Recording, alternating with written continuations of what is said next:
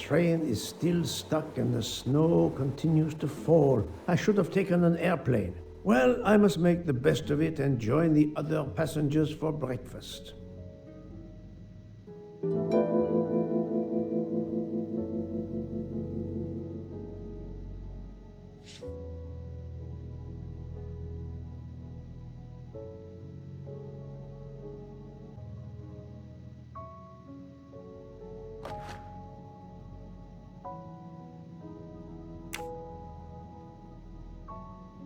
The mustache comb to tame unruly knots.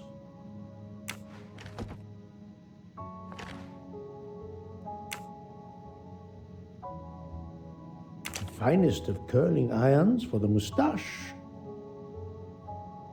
The finest of curling irons for the mustache.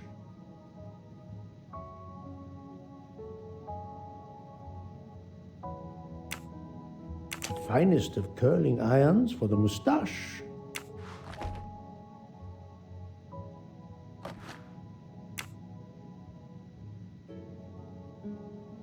Wax to preserve the perfect symmetry of the mustache.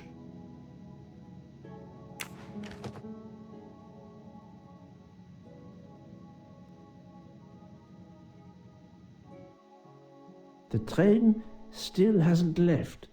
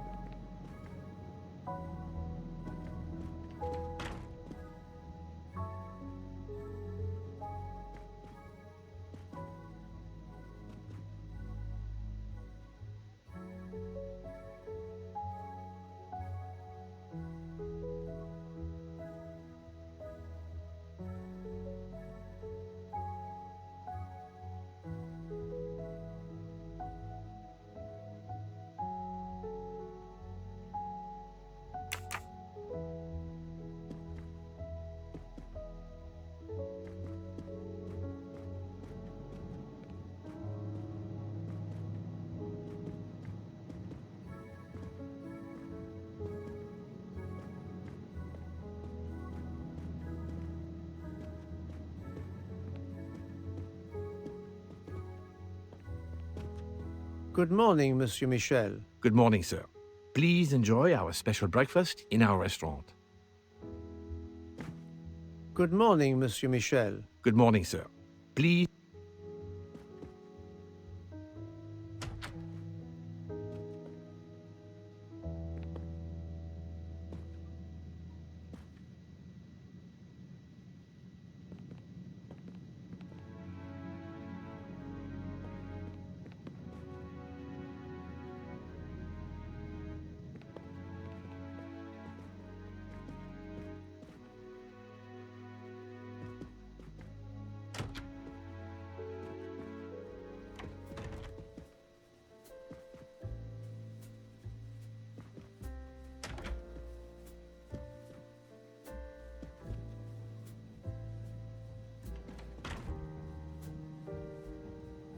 This delay is intolerable. I am supposed to be demonstrating the Firenze in Paris in 2 days. Ah, your electric car. Yes, that's bad luck. Bad luck? If I miss that demonstration, I'll be in deep trouble. Just text your people in Paris and warn them. Of course I tried that, but there is no network service in these mountains.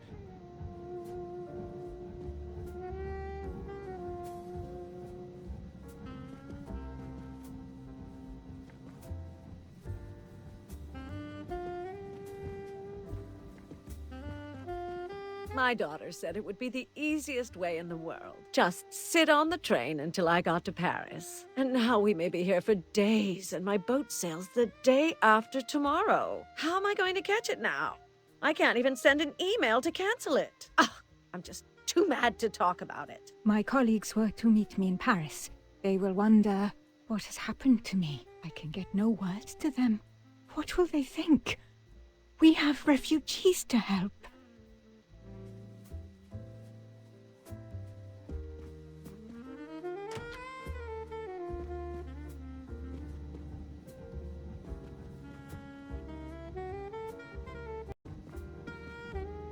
Good morning, madam. The snow is a predicament, is it not? I am Russian. Snow is no stranger to me. Ah, the accent. Would it be St. Petersburg? You are very perceptive. Monsieur Poirot, is it not? And may I take it I have the honor of addressing Princess Natalia Dragomirov? We dispense with the old titles these days. My husband, all of my past, was taken from me by these Stalinists. When they were gone, I became director of the St. Petersburg Museum of Antiquities to restore and preserve what I can of my country's history. Still, the delay must be vexing. If I must be late for my appointments, then they will wait. I know that I would certainly wait, madame. It has been my extreme pleasure to make your acquaintance, madame. Au revoir, Monsieur Poirot.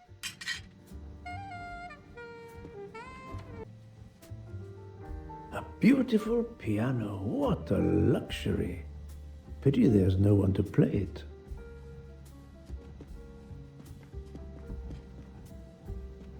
Mademoiselle, you are not concerned about the train stopping? What can one do? Indeed, this does not make the train move. You have great strength to remain calm at a time like this. I know one far, far stronger than I. And that is? Well, that old lady, for instance. You have probably noticed her. She just has to lift her little finger and ask for something in a polite voice, and the whole train runs. It runs also for my friend Monsieur Bouc, but that is because he is a director of the line, not because he has a masterful character. You don't have to have a strong will when you have power. But I suspect I did not need to tell you that, Mr. Poirot. Mr. Poirot. Good morning, Mr. Fauché. You have early customers, I see. Yes, I am stuck serving here as well at breakfast. Everyone is impatient. They keep complaining that the train is not moving. As if I could get out and push it. It's too early for me to order a boxcar. That is the appropriate drink, I believe. A gin triple sec, lemon and grenadine mix. A drink for a train indeed. But not perhaps for my breakfast. I think I will settle for an omelette. Good luck, sir. Miss Nielsen is helping to serve in the dining car.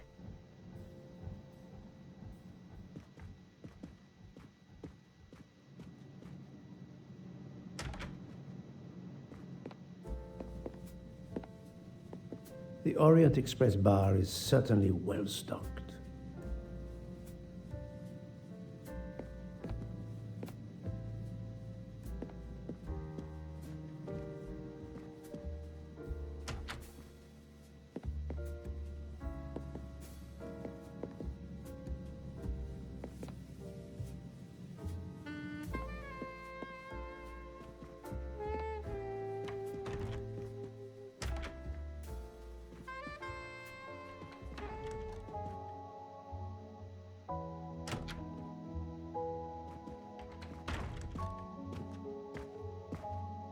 How long are we expected to be stranded here? It won't do much good complaining to me. That fellow there with the moustache, he may know something. Excusez-moi, sir. Yes? Monsieur Bouc asks for you to join him in compartment 203. Look here, Poirot. Can you tell us anything? I can tell you the snow, it will not move aside on its own. Of course. But you obviously have some influence with Bouc. I am going to see him now. I will ask him if he has any information.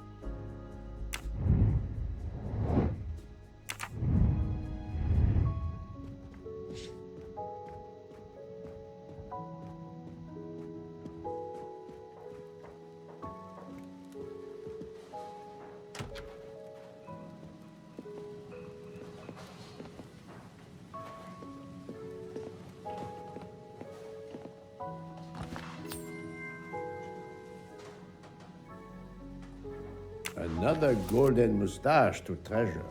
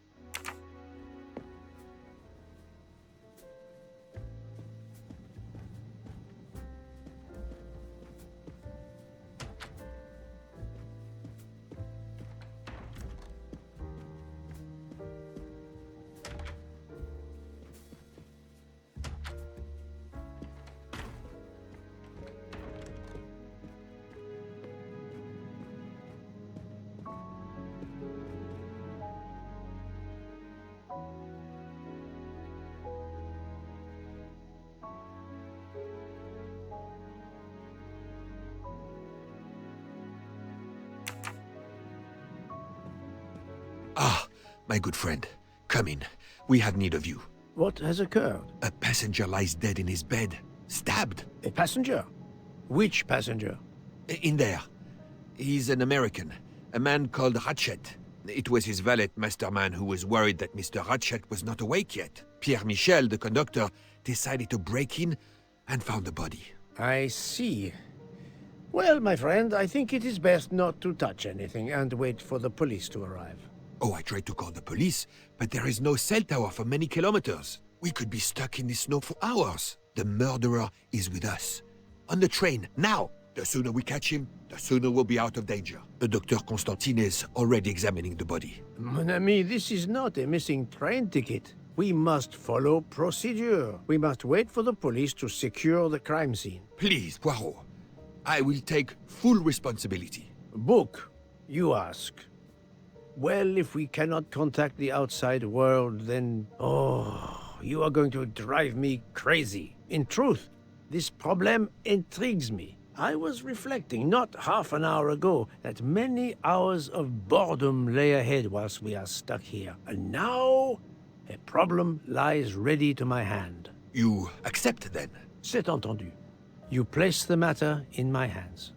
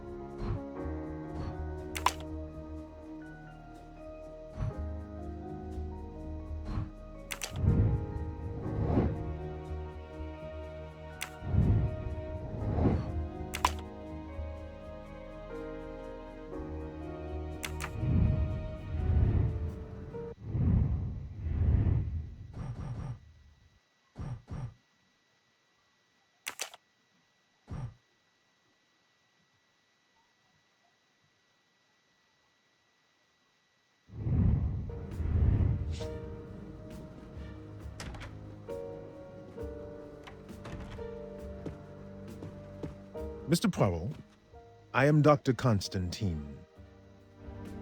Forgive me, Doctor. You are a medical examiner? No, but I have assisted in post-mortems at Nairobi Hospital, where I am a teaching fellow. I am familiar with your excellent institution. I do not intend to perform a full autopsy, but a preliminary examination should be of some use. Of course. May I have a look? Then we can compare notes. Please, if you need any help, I won't be far away.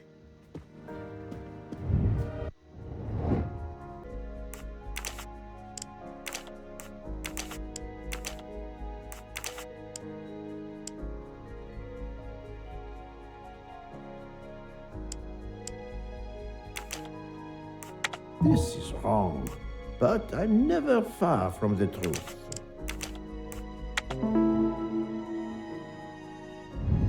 That's the right answer.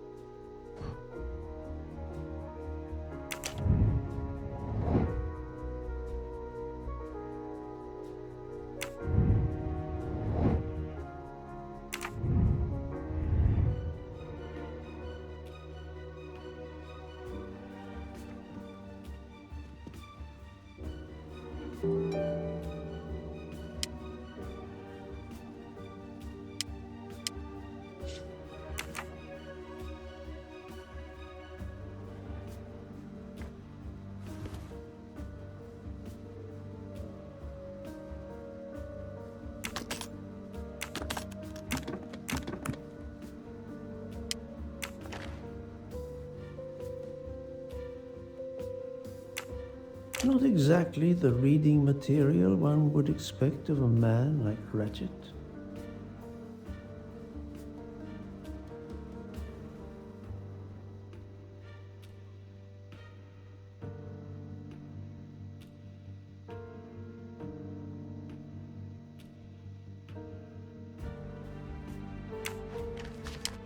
Expensive clothing, recently laundered.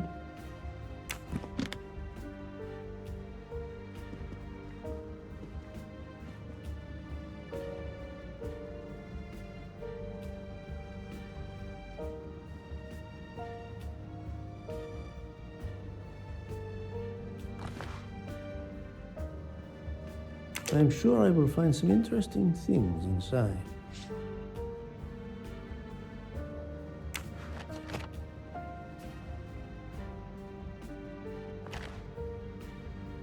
This phone was deliberately smashed.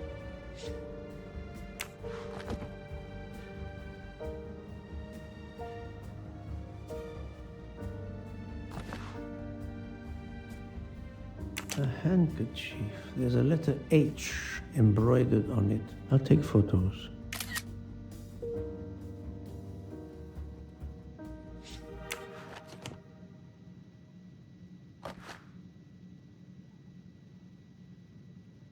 Did it belong to Ratchet?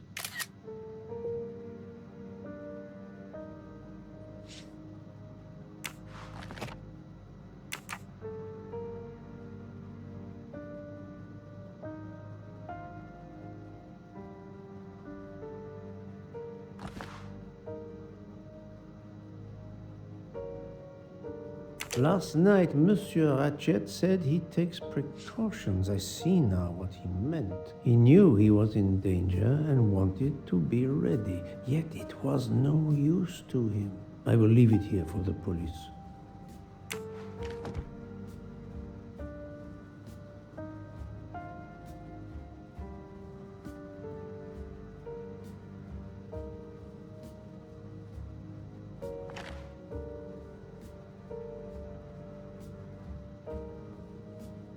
The watch is broken. The hands are stopped at 1:15 a.m. One would expect that to be the time when the attack occurred.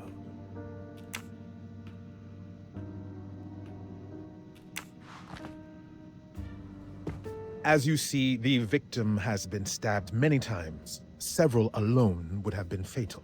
Yes, I agree. An attack most savage. I will, of course, prepare a complete report on my findings. Thank you.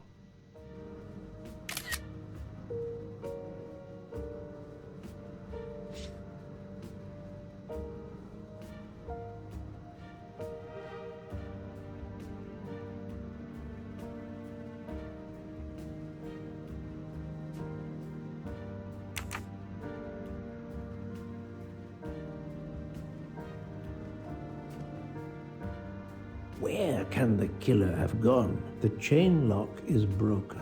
Monsieur Michel told me that he broke the chain on the door to get into the room.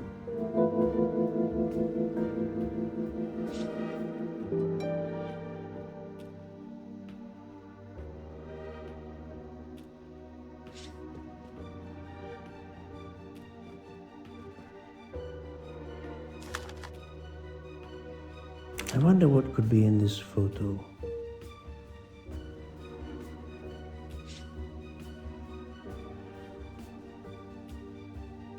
I wonder what could be in this photo.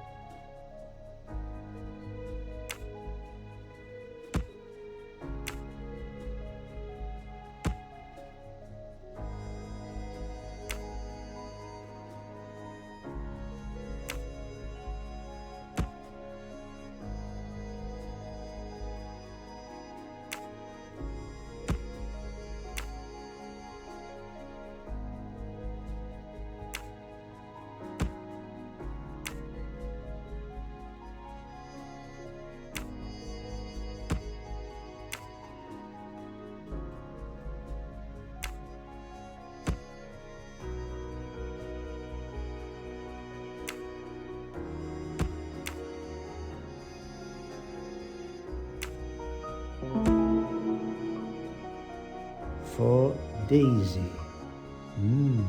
Interesting. My little gray cells did not let me down.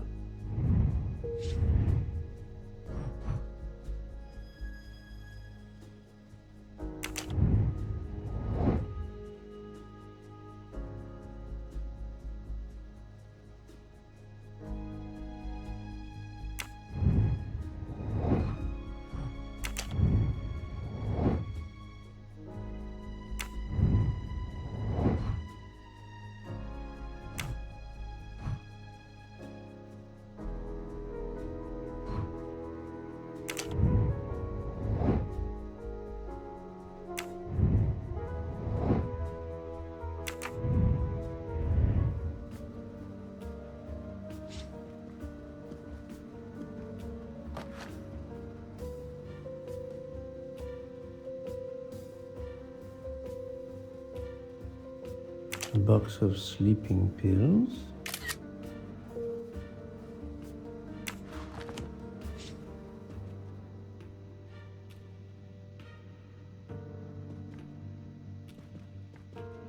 I shouldn't leave until I have finished inspecting the crime scene.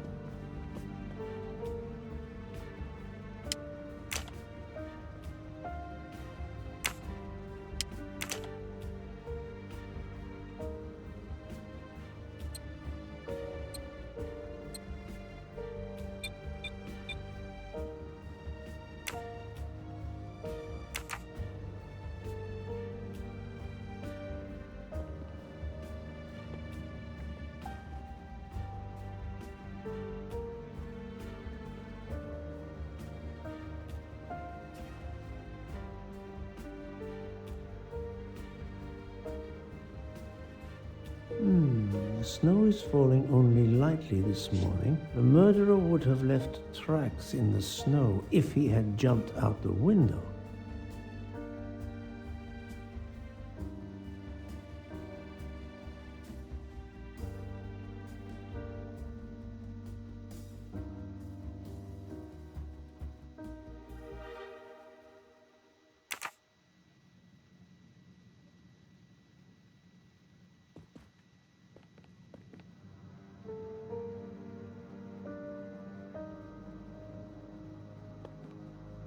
This door communicates with compartment 204. The latch is open on this side.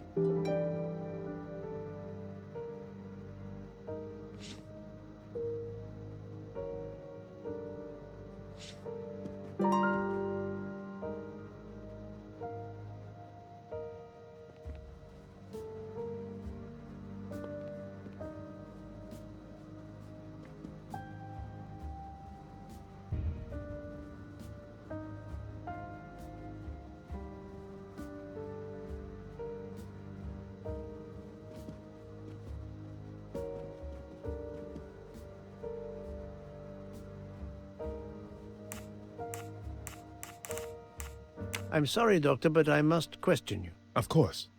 I must be considered under suspicion like everyone else. May I know your movements last night? I share compartment 101 with Mr. Book.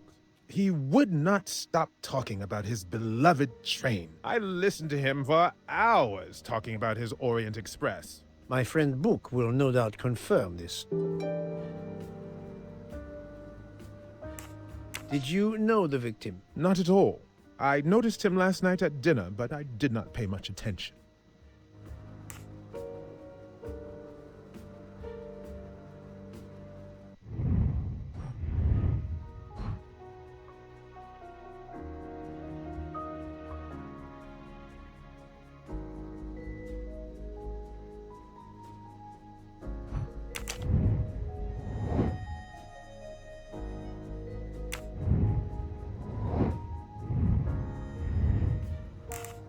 Did you touch anything in here this morning? I checked for a pulse. There was none. Rigor mortis had commenced. The body was cool to the touch. I touched nothing else. What can you tell me about the victim? He died from multiple stab wounds of varying angles and depth. More than one would have been fatal. I would place the time of death roughly between midnight and 2 a.m. With more time, I hope I can be more precise. I assume the open window complicates matters. Indeed. Conditions are not perfect.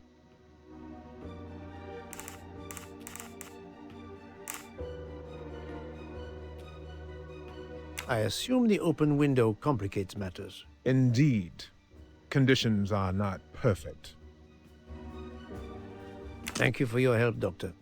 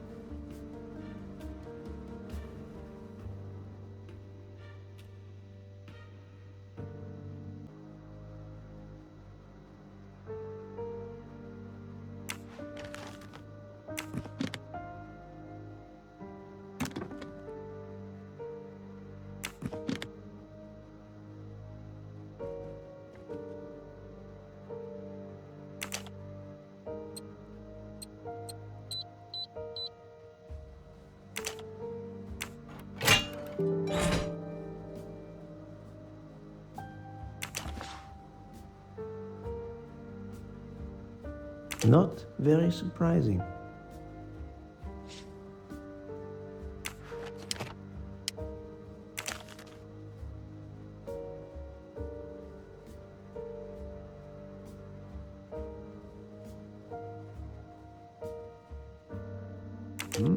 Unusual letter, this.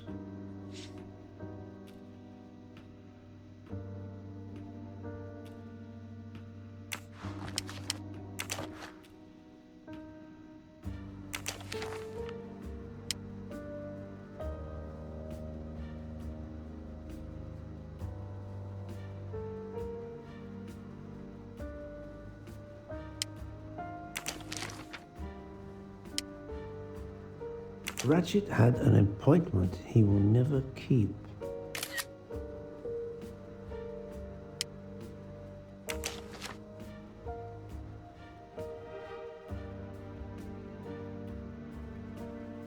A meeting place on the back of a postcard. Someone with the initials A.W.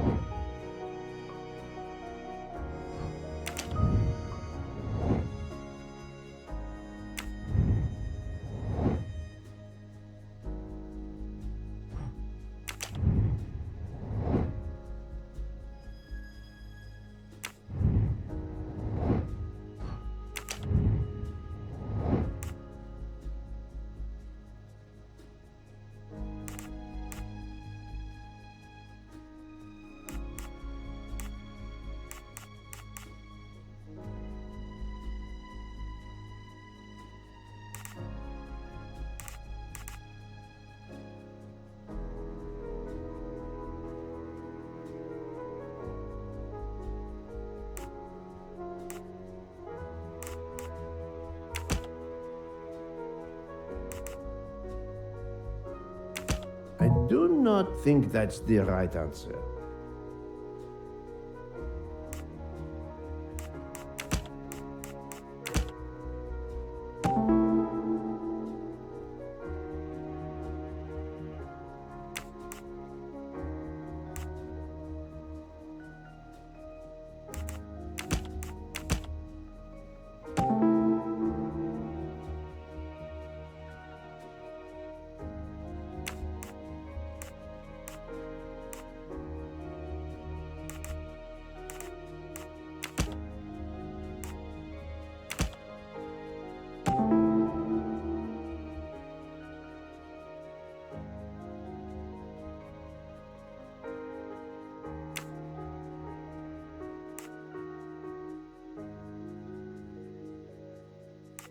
I can't imagine Ratchet taking a sleeping pill if he feared for his life.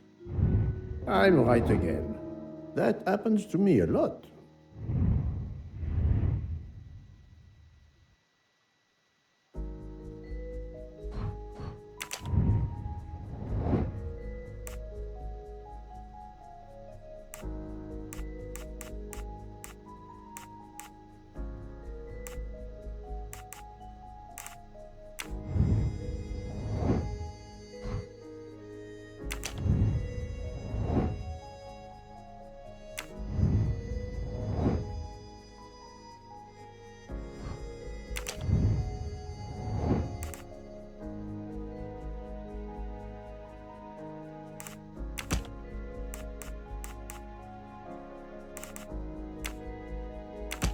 Think, Poirot. That is not a good answer.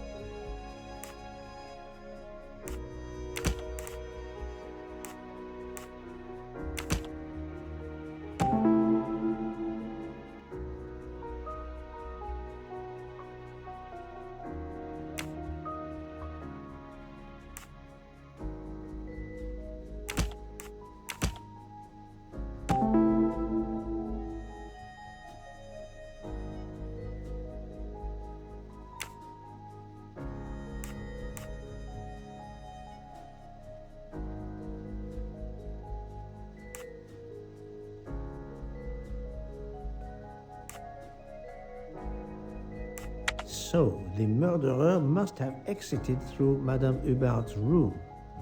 My little gray cells did not let me down.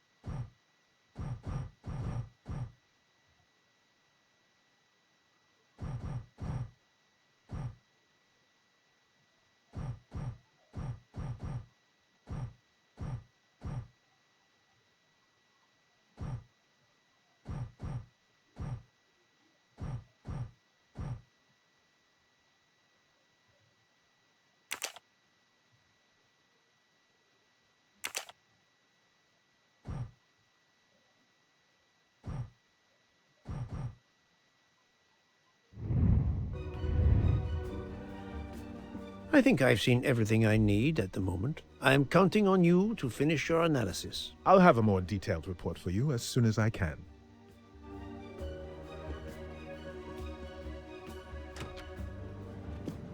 So, Poirot, did you find anything out? It's a bit early for the handcuffs, my friend. Even for Hercule Poirot. Do not worry, mon ami. I believe our culprit has no plans to strike again. Monsieur Ratchet was the target. Of that I am convinced. Tell me, Book, how did you spend last night? This is a joke, I hope. Don't you trust your old friend? My friend, calm yourself. I must hear your story in order to corroborate other accounts. Ah, naturally. Let me see. I went to my compartment after dinner. Dr. Constantine was already there.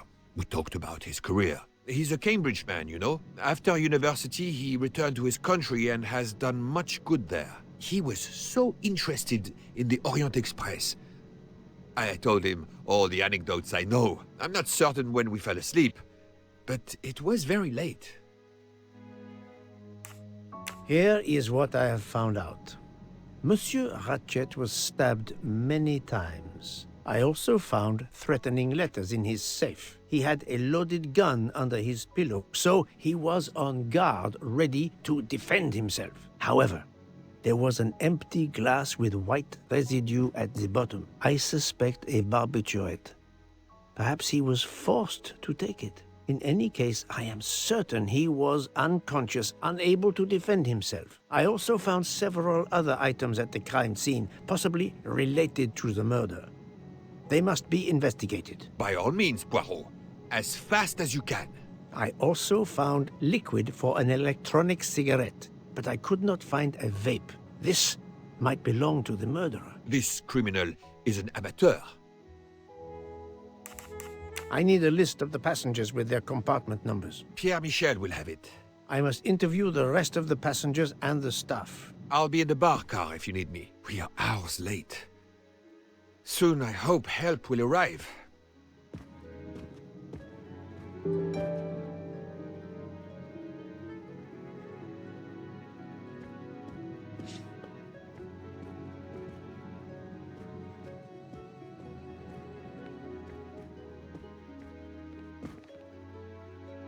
Bonjour, Monsieur Michel. I expect Monsieur Ratchet's death must be very unsettling for you. I have been an Orient Express wagon lead conductor for over 15 years. Nothing like this has ever happened before on one of my trains. Yes, indeed, it is a shocking occurrence.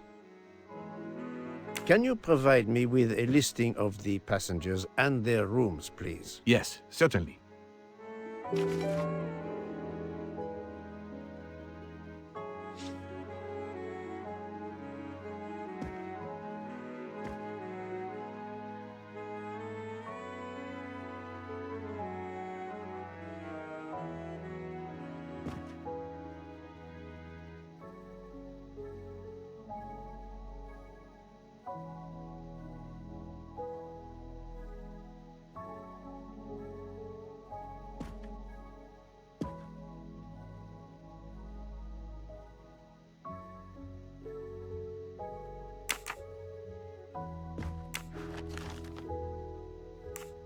Are you a smoker? Indeed. Do you smoke e-cigarettes? No. Tobacco only.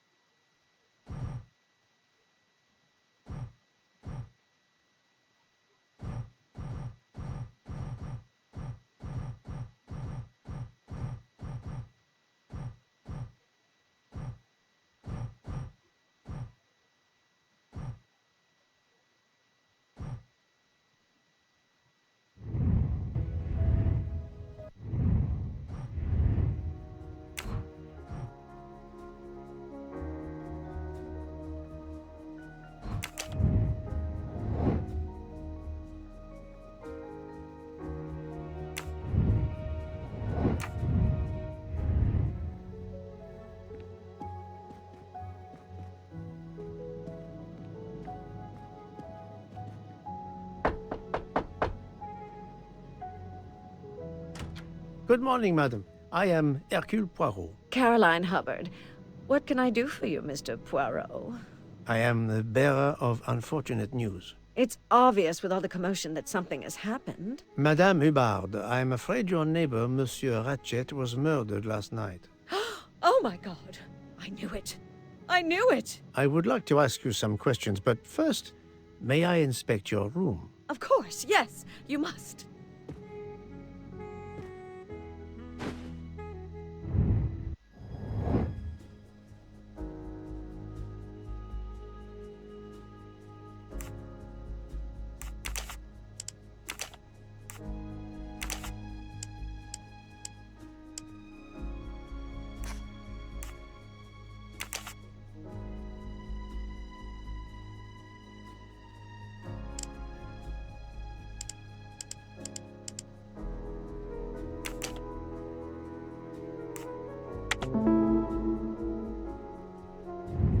That's the right answer.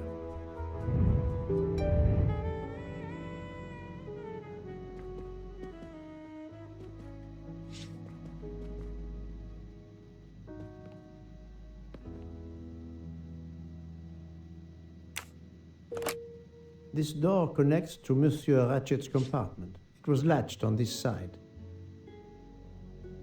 The luxury of the Orient Express is present in every detail.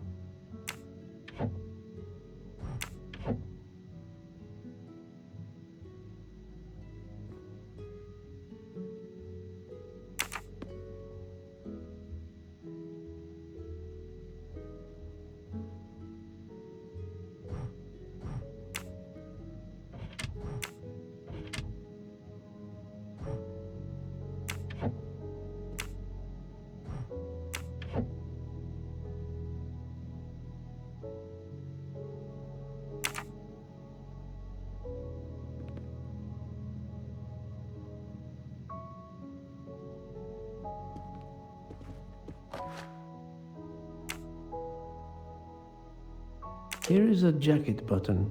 It bears the logo of the Orient Express.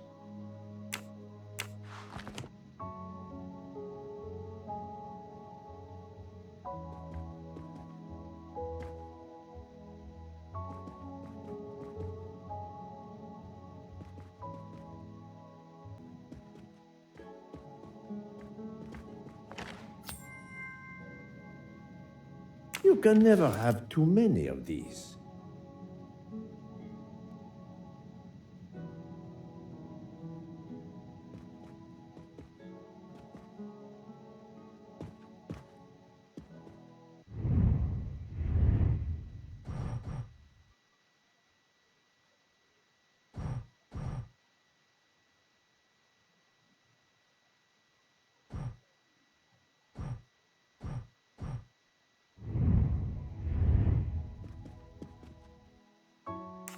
Madame, please tell me about last night. The murderer was right here in my compartment.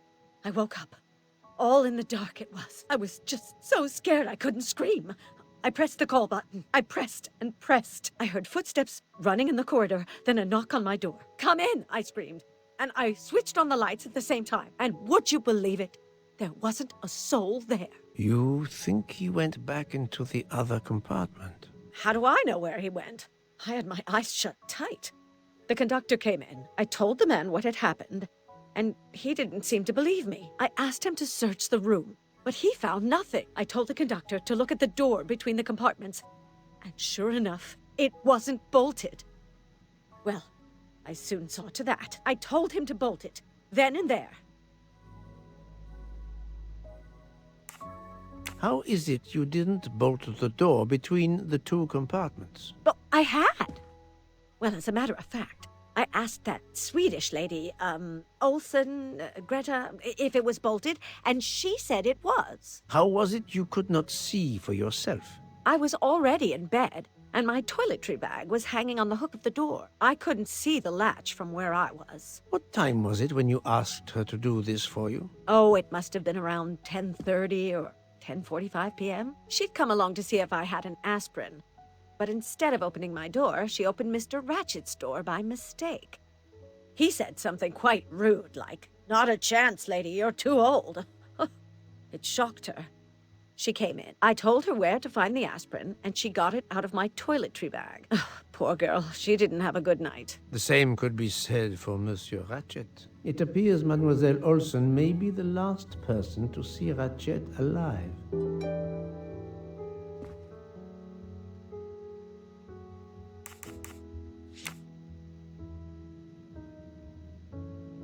Is this your handkerchief? No, not at all. Yet it is embroidered with an initial H, like your name. I don't care. It's not mine, and I would certainly never buy something so impractical as that frilly thing. Are you a smoker? No, definitely not. Filthy habit. I found a jacket button on your table. It looks like it belongs to a train employee. The button bears the logo of the Orient Express. Well, of course the conductor came in last night, but he didn't go near that table. Still, it's a safe bet that it belongs to the conductor. I'll check his jacket later, to be sure. I have not finished inspecting your room. If you don't mind,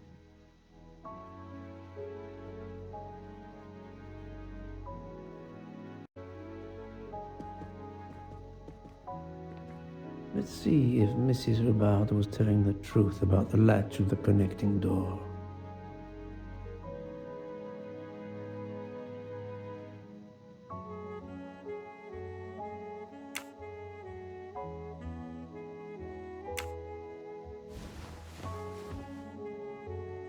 This hook is probably where Mrs. Hubbard hung her toiletry bag.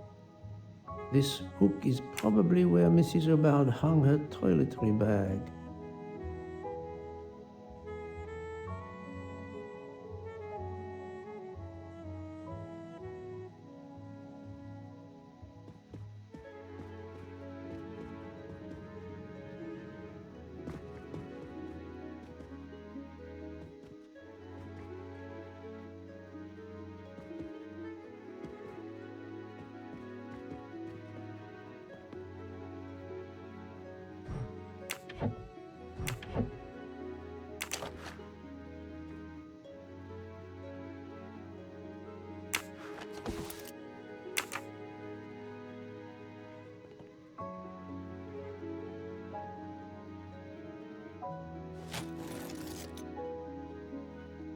I can see the latch very well from here, even with the toiletry bag attached. I'll have to clear that up with Mrs. Hubbard.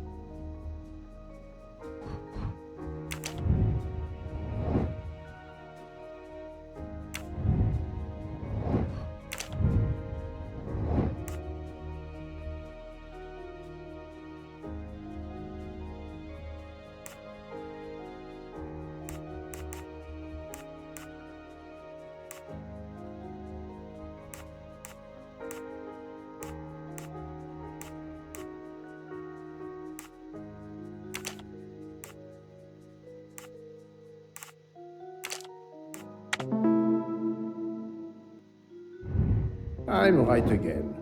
That happens to me a lot.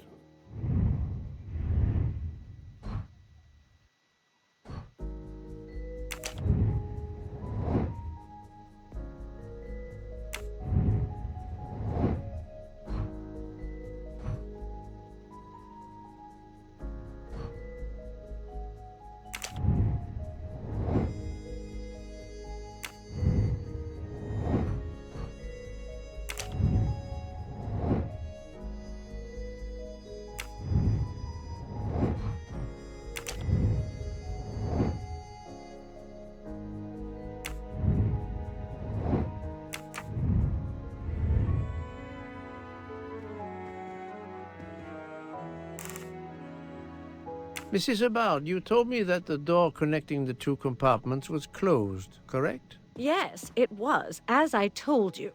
I was already in bed and my toiletry bag was hanging on the hook of the door. I couldn't see the latch from where I was. That's why I asked Miss Olsen to check if it was closed.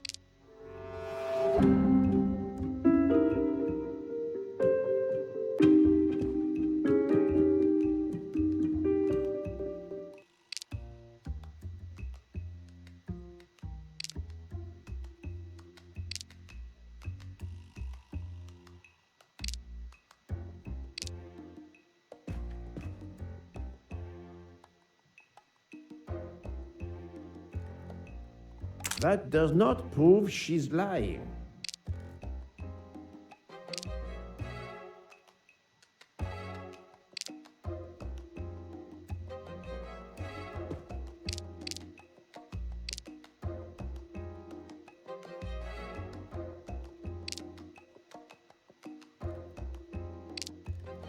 Are you sure everything you've told me is accurate, Madame Hubbard? Of course. I have an excellent memory. Mrs. Hubbard, I tested putting your toiletry bag on the door hook as you told me. From your bed, you can easily see the latch on the door. The toiletry bag does not hide the latch at all. Are you saying I'm lying? It may have been stuck somehow in a different position, or I may not have seen it in the darkness. Or I didn't think to look, you irritating man. Details matter, madame. A man has been most savagely murdered. You will excuse me if I attempt to separate the truth from the false. Forget my toiletry bag and focus on who entered my compartment. Probably after killing Mr. Ratchet. Madame Hubbard is a force to be reckoned with, but I suspect I'm not done with her. Thank you for your assistance, madame.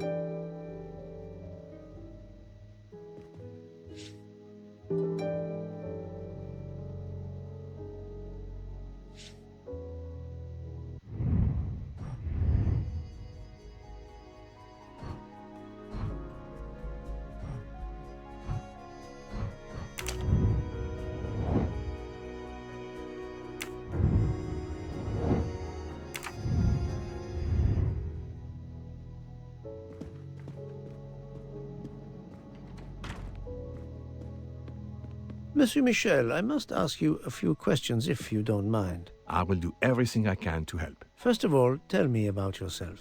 Very well. My name, as you know, is Pierre Michel. I am from Calais. I've been with the company for over 15 years. Thank you.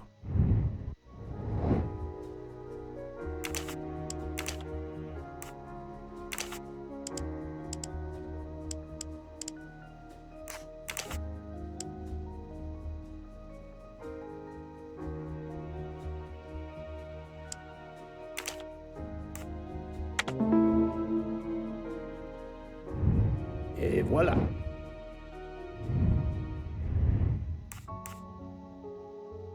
I would like to reconstruct with your help the events of last night. Monsieur Ratchet retired to bed.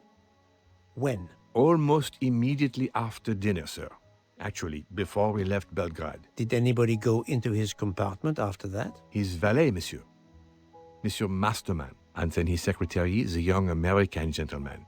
Monsieur McQueen. And that is the last time you saw or heard of him? No, monsieur.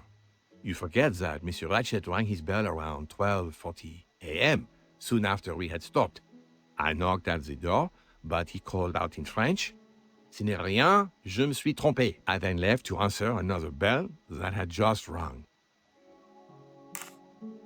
Where were you at 1:15 a.m.? I was sitting on my little seat at the end of the car, facing up the corridor. Are you sure? I left a little after 1 a.m. to speak about the snow with my colleague Jean in the bar car. I came back later, there was a call.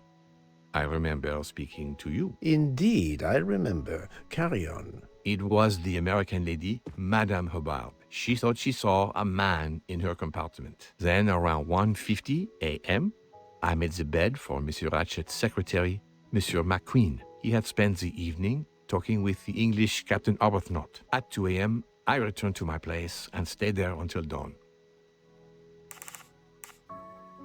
What is the last station where we stopped? Vinkovsky. Could someone have come on board? Possibly. I was very busy. Owing to the weather, we were a few minutes late. We left at 12:10 a.m.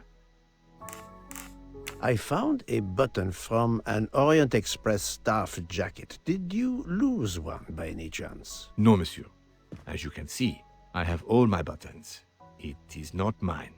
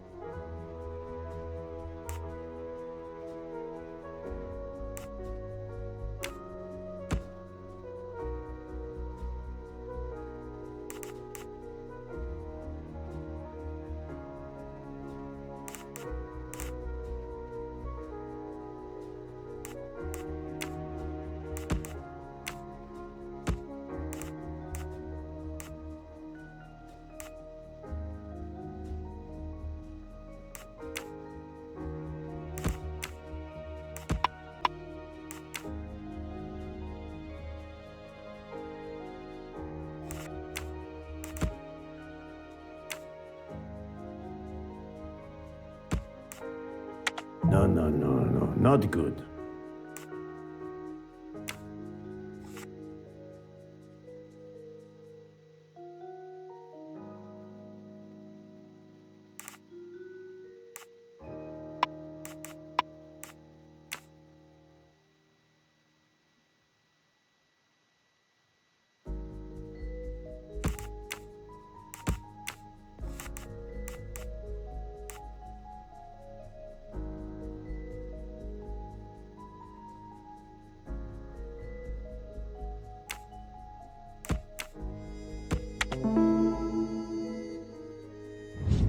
Et voilà.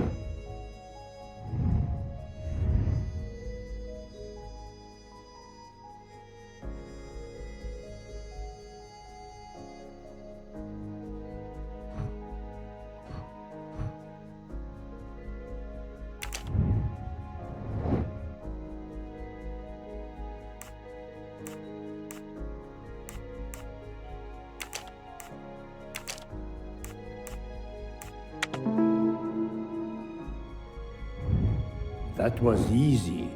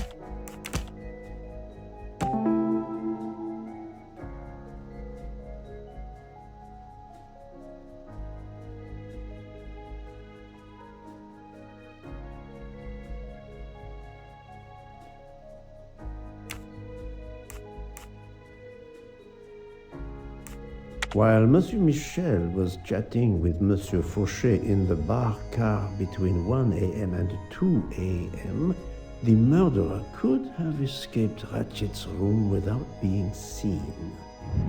My little gray cells did not let me down.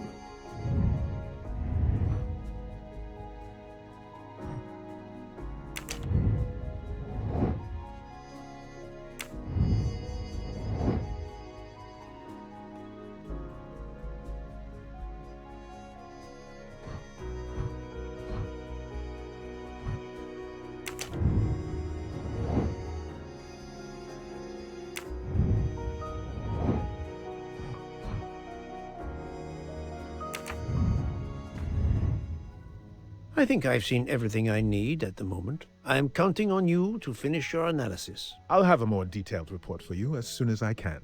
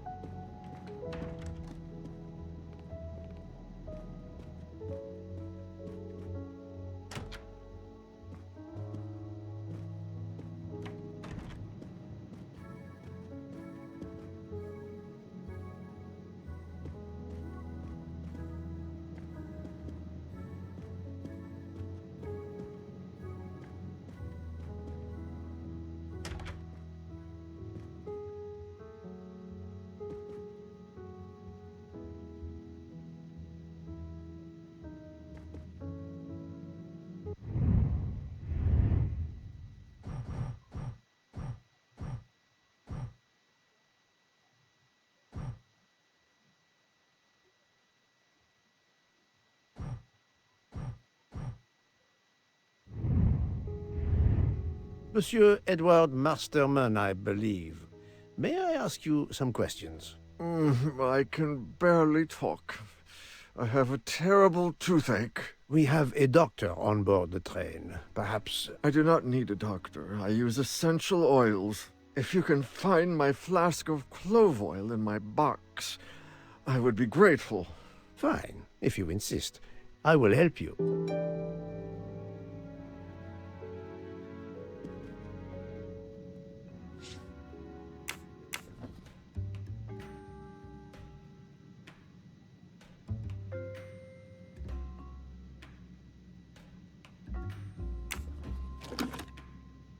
By the smell, I think that the jojoba oil spilled on the other bottles, leaving their labels illegible. I must find another way to find which one is Masterman's toothache remedy. The weighing scale is soaked in jojoba oil. It's unusable. Ah, this old scale will do the job.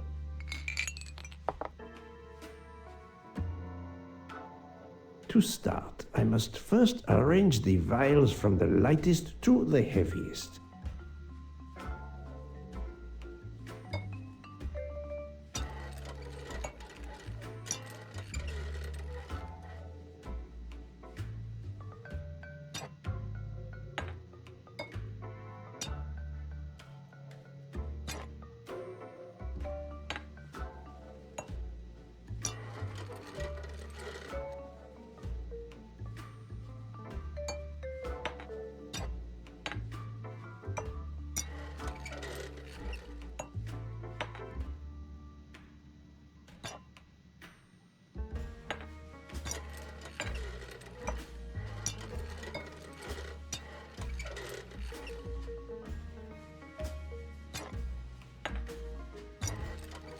Now that I know the order, I think that I can easily guess which one is the clove oil.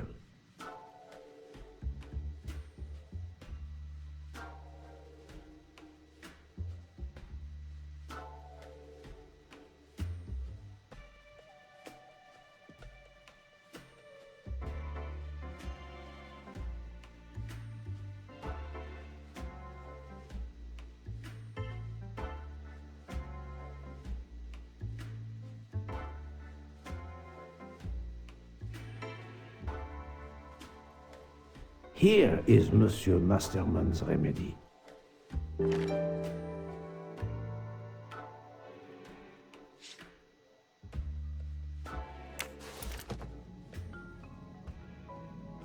Here is your remedy. I hope it will help. Thank you very much, sir.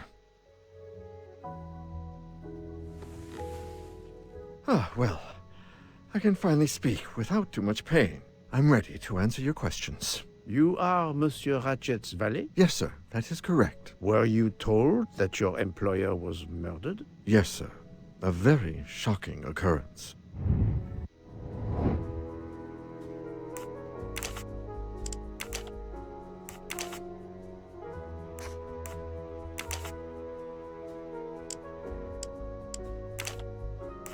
Think, Poirot. That is not a good answer.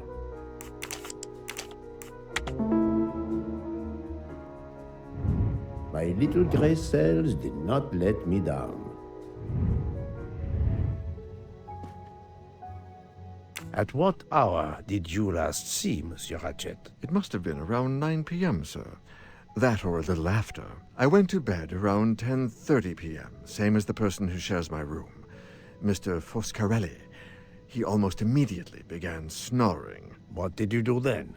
I read, sir, and I spent a while soothing my toothache with clove oil and listening to the snoring. Did you hear anything during the night? Yes, my roommate snoring. Are you a smoker? Yes, sir. I have a cigarette now and then to relax.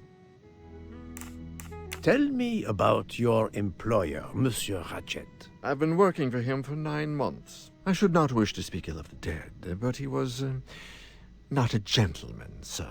Did you know that he had enemies? Yes, sir.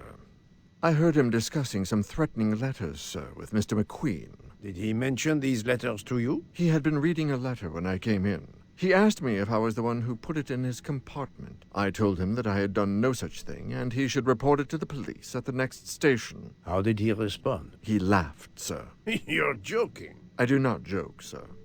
Forgive me, I can see you do not. Was he taking sleeping pills? Always when traveling by train, sir. He said he couldn't sleep otherwise. Last night he asked me to give him 2. I did so, along with a glass of water. He dissolved them in the water.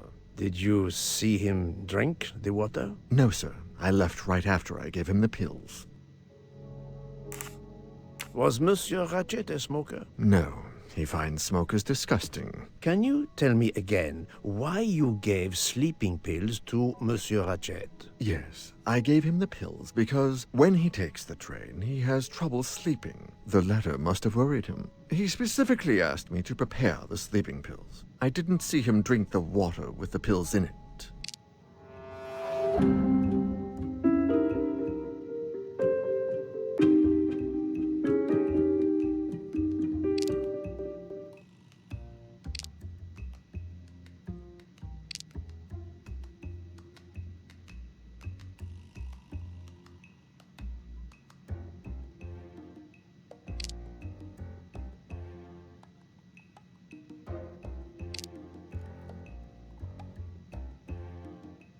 I see nothing to prove he's lying.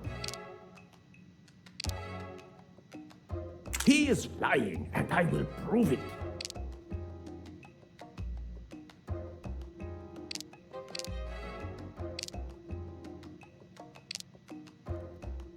Monsieur, I believe you are not telling me the truth. What? How can you say that?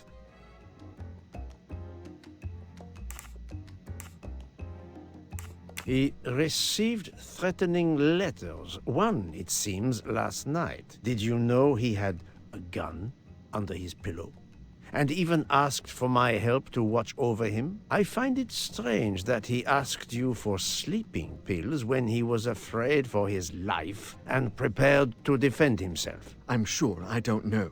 Maybe to calm his nerves, maybe out of habit. It makes no sense. Wait, please. Isn't it possible that Mr. Ratchet asked me to prepare the pills, but didn't plan to drink them for some reason? It is possible. But I am a student of character, monsieur, and the Monsieur Ratchet you describe is not the man I met. If you'll excuse me, my toothache is getting worse again. I'm afraid this time you must prepare your own clove oil.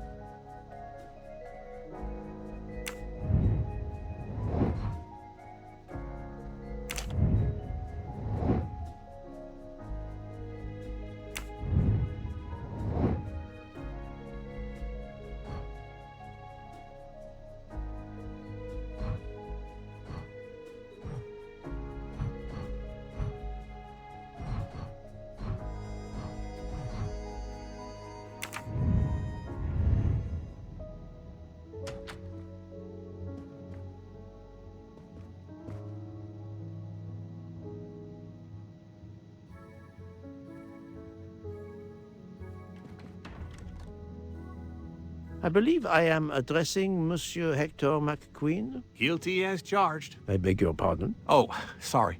Just an expression. My father used to say it. You must have had an interesting childhood. I am Hercule Poirot. No need to be modest. You're a detective. You are Monsieur Ratchet's secretary? I am Mr. Ratchet's secretary.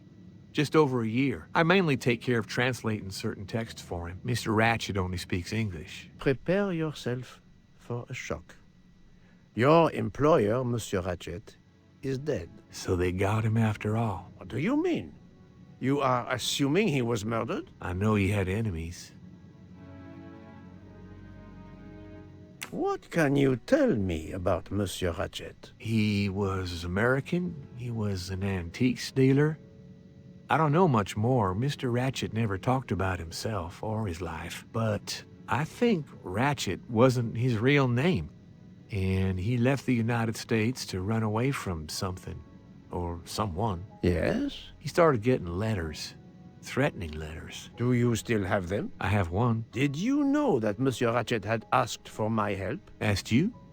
No, I didn't know. He knew he was in danger. When did you last see him? Last night around 10 o'clock, I should say. Did you like your employer, Monsieur McQueen? No, I did not. He was, I'm sure, a cruel and dangerous man.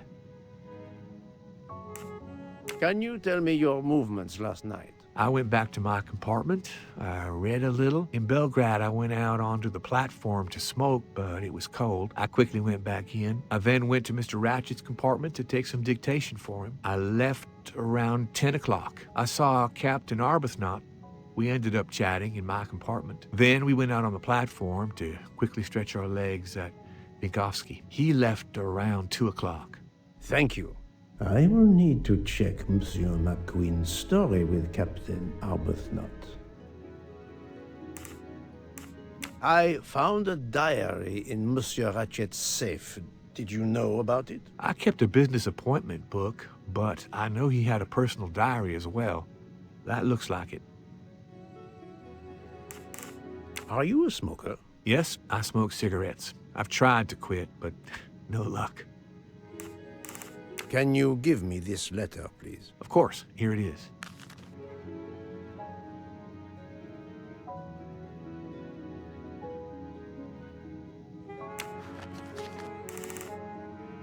Was Monsieur Ratchet a smoker? No, he hated the smell of smoke.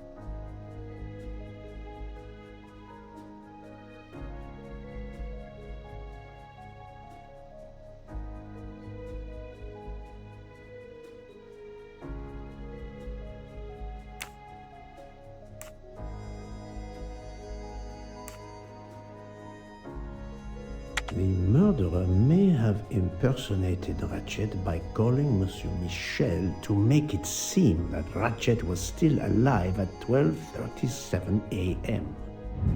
That's the right answer.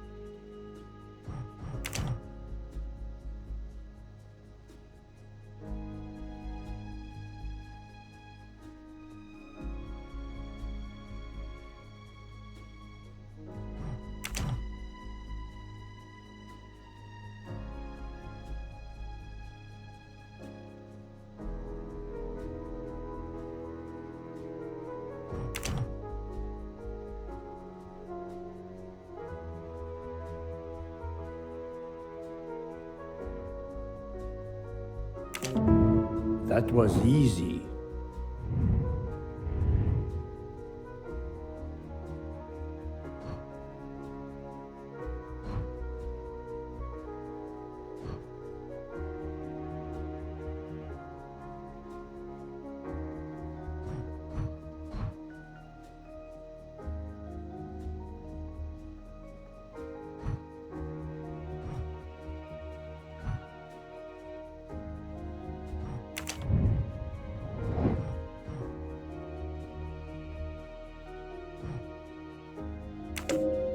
This is the most likely answer.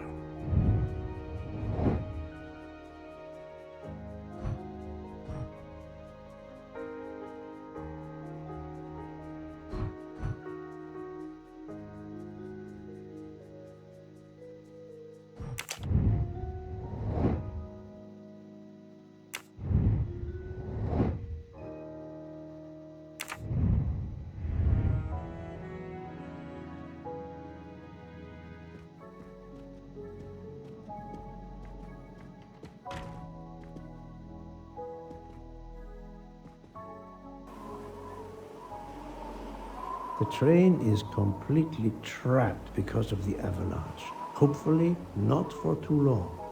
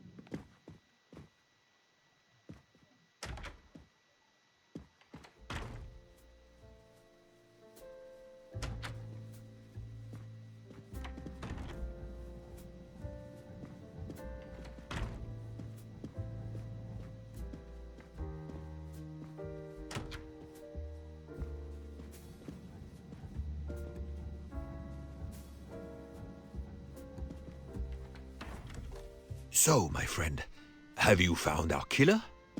Not yet, but I will tell you what I have learned. Please. Our assassin could have gotten on the train at Vinkovsky disguised as a conductor, entered Ratchet's room, and killed him. Then he walked out through Madame Hubbard's connecting door, where he lost a button from his jacket. He had to wait for Monsieur Michel to be absent. He waited too long. The train had left the station. He was trapped aboard. Indeed. He had opened the window to make it look that he'd escaped that way. However, if he waited until the train stopped again due to snow, his footprints would have been found. The murderer is still among us, on the train. There's a problem with the second-class toilets. What now? All morning passengers have been complaining that the door is locked, so I went to check. I knocked, but no one answered. I didn't think I should open it without speaking to you first. You did well, Monsieur Michel. Lead the way. I used my master key.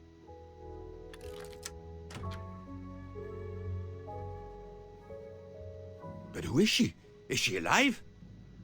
She is breathing. Then if she isn't dead, isn't she our murderer? That, my friend, is what we must find out.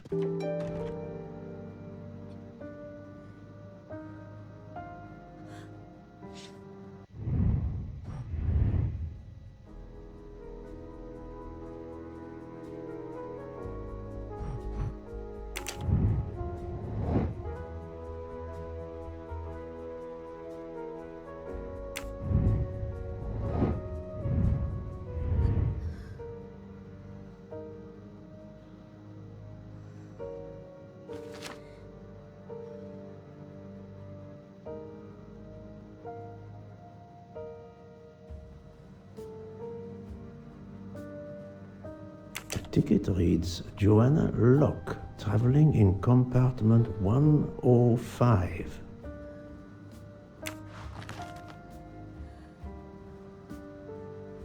Miss, can you hear me?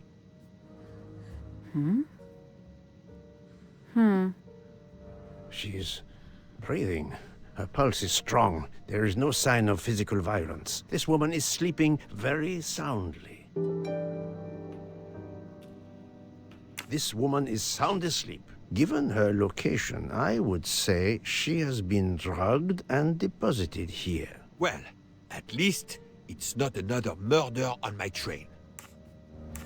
The train is, of course, full. Monsieur, the list I gave you indicates that Hildegard Schmidt shares her compartment. I will want to talk to her later.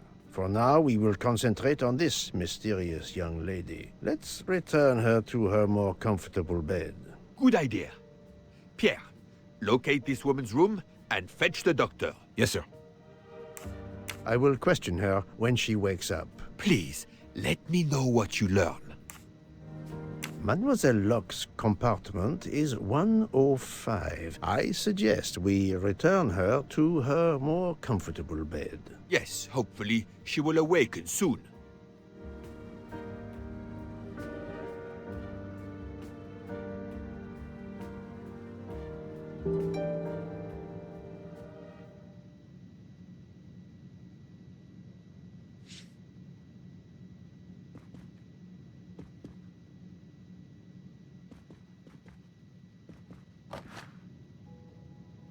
A cup of tea with white residue at the bottom.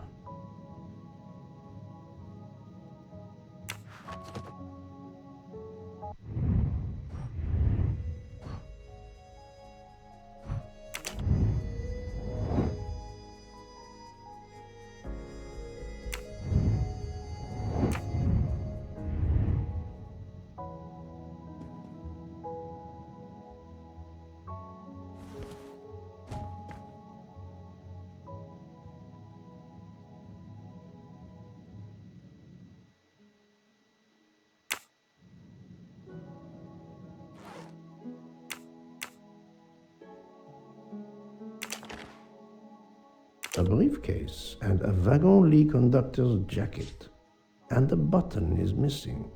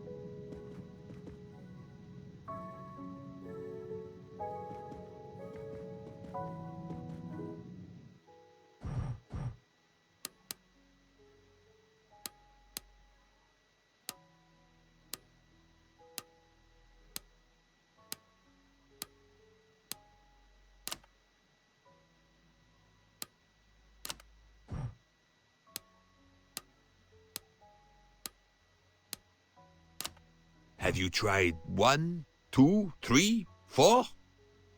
So, Poirot, any luck so far? But of course you know what you're doing. It is booby-trapped, is it? Poirot, what if the briefcase is booby-trapped? No, that's mine. I never remember my passwords, so I make them easy ones. Poirot, I'm disappointed in you.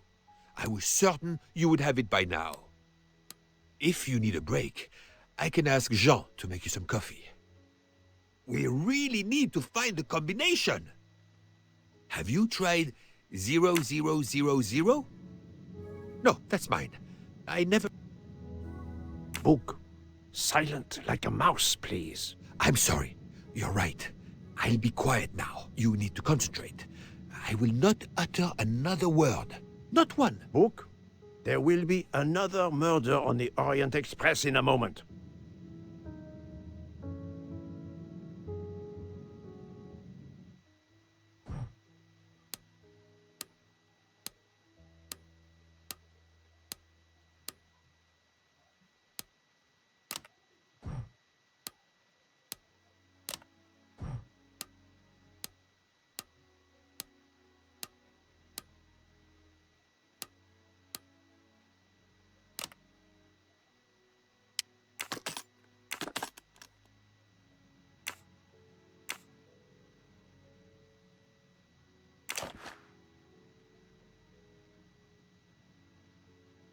She has a gun. Come, Poirot. Criminals are often known to carry one. Ratchet was stabbed, not shot. But then why take it on the train?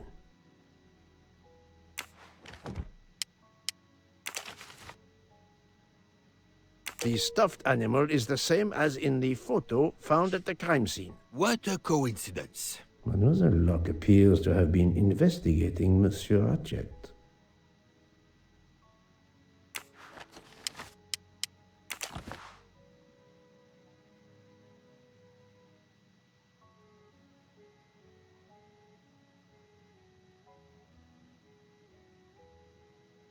Mademoiselle Locke seems very interested in our victim. Of course. She has studied her target. Possibly.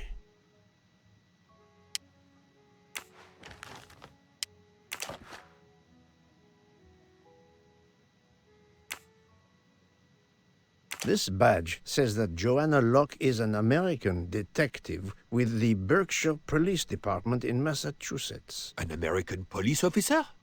Oh.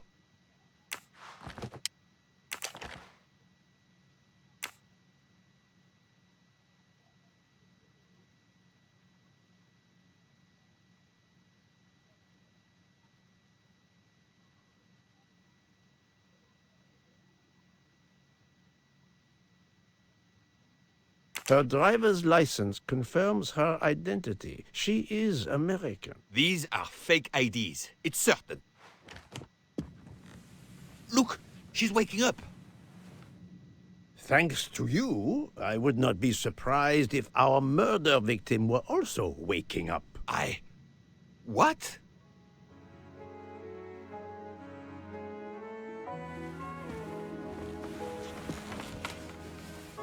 Oh, my head. What's all the yelling about? Who are you? Give me a good reason why you should not be in handcuffs. I can give you a reason, Book. Whose handcuffs will we use? I have none. Do you? Well, You are Joanna Locke, mademoiselle? Yes, Joanna Locke. I'm a detective. Berkshire, Massachusetts Police. I have found your credentials, mademoiselle. And I know who you are, Mr. Poirot. Then, if the introductions are complete, perhaps the explanations may begin. I'll try. It's simple, really. I'm on the trail of a murderer.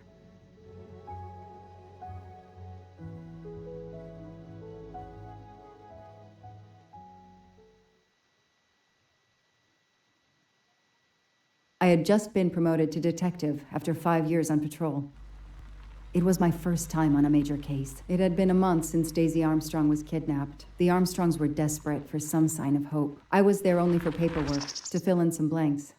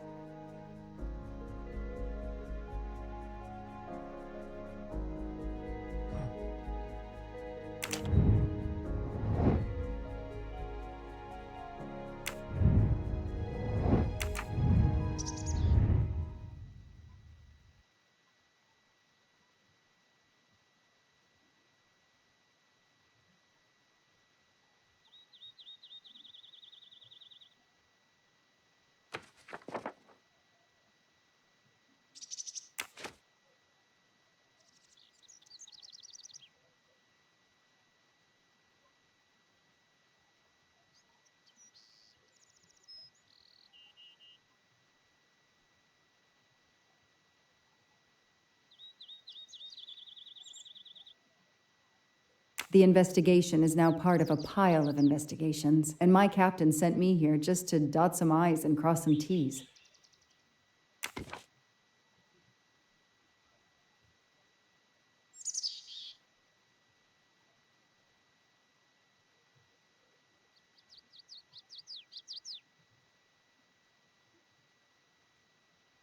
The crime was audacious. How could the kidnapper know which was the window of Daisy's room?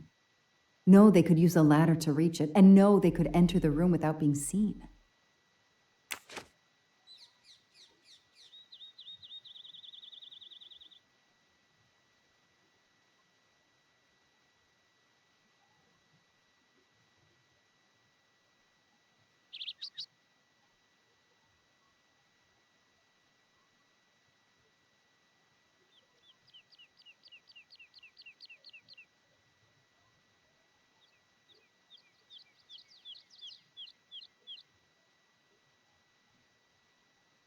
The misspellings are clearly on purpose, and they didn't return the child when the ransom was paid.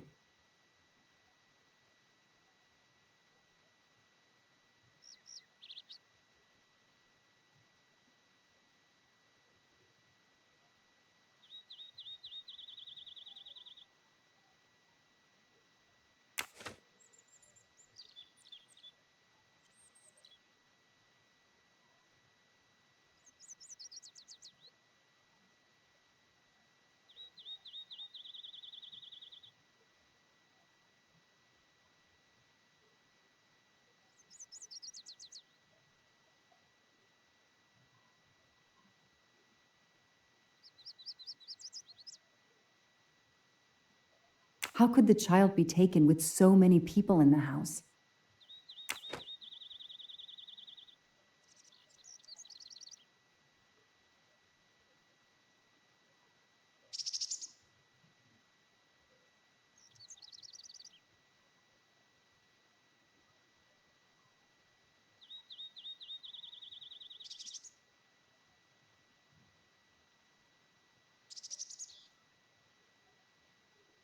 I can't imagine the pain her parents felt when they realized Daisy was gone. How are they going to feel when they realize I have no answers for them? Only more questions.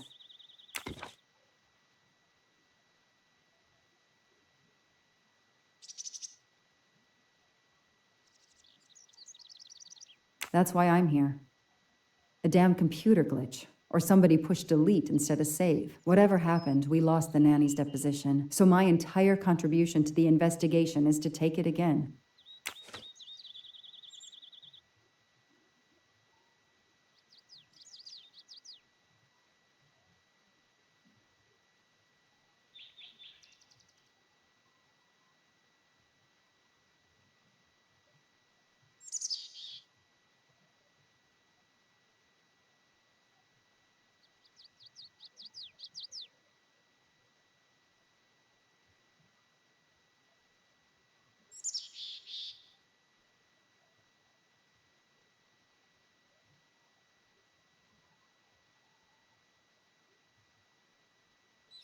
The phone record of the night of the kidnapping. The last call was for 911.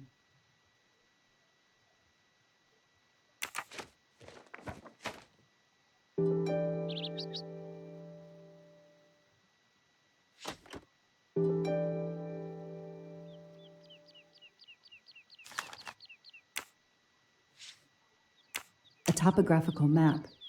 Often more important than a road map in these mountains.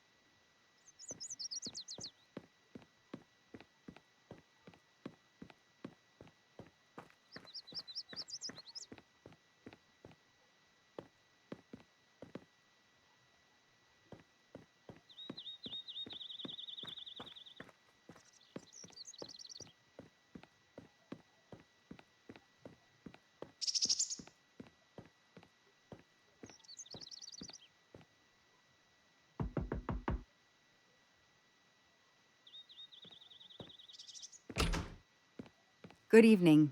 Colonel Armstrong? Yes.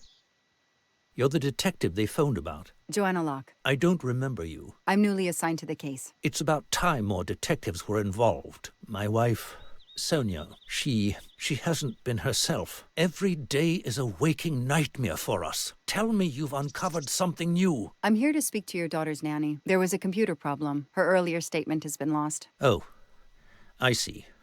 We had hoped. Well, do as you wish. I won't be far if you need me.